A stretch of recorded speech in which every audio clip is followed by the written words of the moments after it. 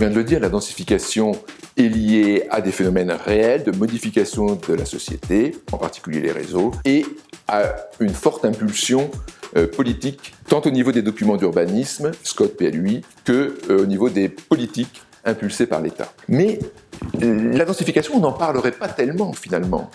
Si l'actualité des élections municipales ne venait à être télescopée par l'adoption d'un nouveau PLUI, d'un premier PLUI plus exactement, qui est quasiment concomitant. Le PLU prend un certain nombre de mesures qui ont trait à la hauteur des bâtiments, à la constructibilité ou non de certains terrains, aux règles de recul des bâtiments par rapport à la voie publique, toutes choses qui concernent la densification.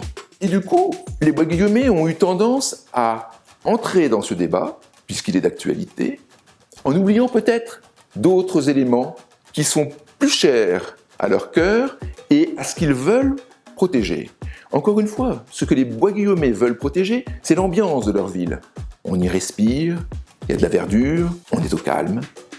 C'est une ville agréable au quotidien. Eh bien, cette atmosphère de rurbanité peut être protégée par bien d'autres manières.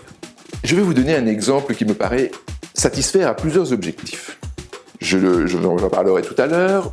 Quand on parlera du centre-ville, on parlera évidemment de son animation et de la disparition de ces espèces de no man's land qui existent entre tel groupe de commerce et tel autre qui se situe un peu plus loin. Nous n'avons pas une place de commerce homogène et d'un seul bloc. Je suis sûr que les bois guillemets verront de quoi je parle si je cite le nom de la rue Max Pouchet, uniquement dans sa partie entre la Caisse d'épargne et la route de Neuchâtel.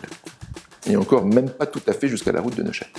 Voilà une rue qui n'est absolument pas indispensable à la circulation automobile. C'est une rue qui est relativement courte, qui est bordée de jolies maisons, dont les trottoirs sont impraticables et qui relie deux groupes de commerce. Voilà l'exemple même de ce que nous pourrions faire si nous étions demain aux affaires.